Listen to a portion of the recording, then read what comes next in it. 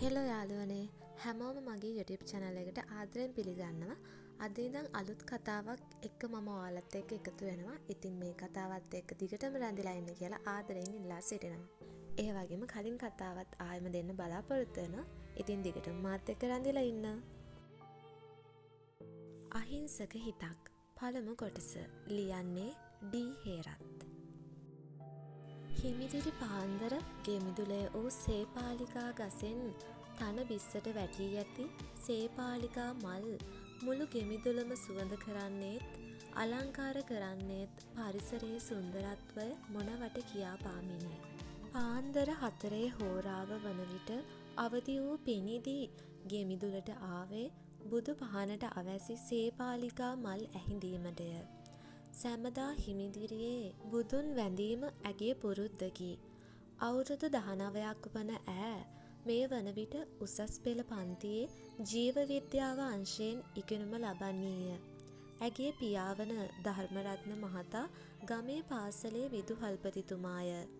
සේපාලිකා මල් වට්ටියක් ඇහිඳගත් පිනිදී එයට ගෙමිදුලේ කොනක පිහිටි කෝපි ගසෙන් කෝපි මල් කීපයක්ද කඩා මල් වට්ටිය සකසමින් නිවසට ඇතුල් වද්දීත් ඇගේ මව වූ මල්ලිකා මහත්මිය උදෑසන තේ පිළියෙල කරමින් සිටියාය.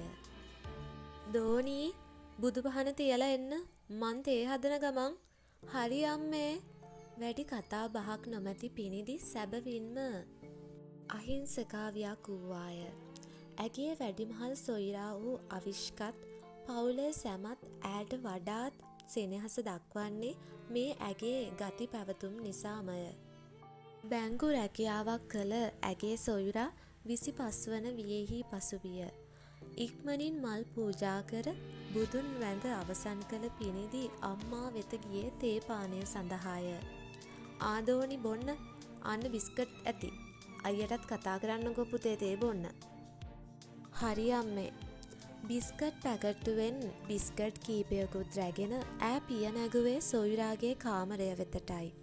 අයියේ අයියේ ඈ ඔහුට කතා කරමින්ම කාමරයට ආවේ කවදත් ඔහුව මෙලෙස අවදි කරන්නේ තමා බැවිනි. අයියේ අයියේ කෝ නැගිටින්න. අන්න අම්මා එන්න කිව්ව තේ බොන්න. ඇතිරිල්ල මුහුණ තෙක් පොරවාගෙන සිටි ඔහු ගැන ඈට වගක් නොවුනි. ඈ නැවත නැවත ඔහුව ඇමතුවේ වෙනදා මෙන්මය.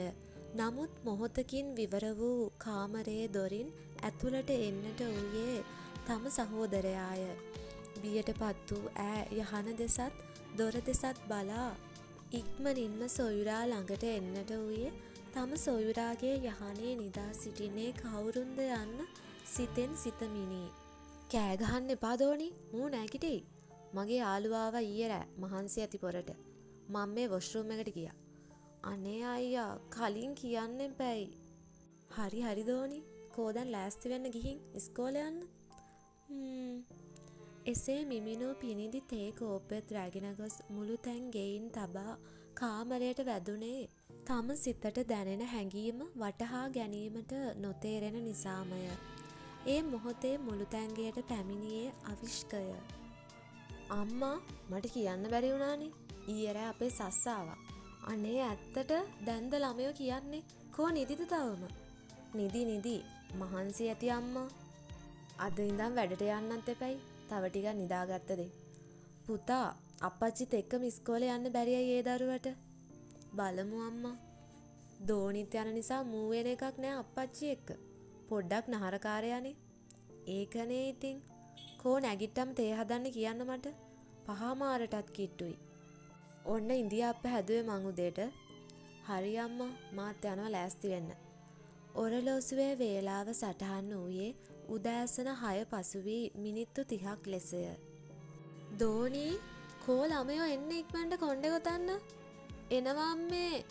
සුදු ගවුමෙන් සැරසුණු පිනිදී ස්තෝපුවට එන විට ඇගේ සොයුරාත් ඔහුගේ මිතුරාත් කෑම මේසයට වාඩිගෙන සිටියේය.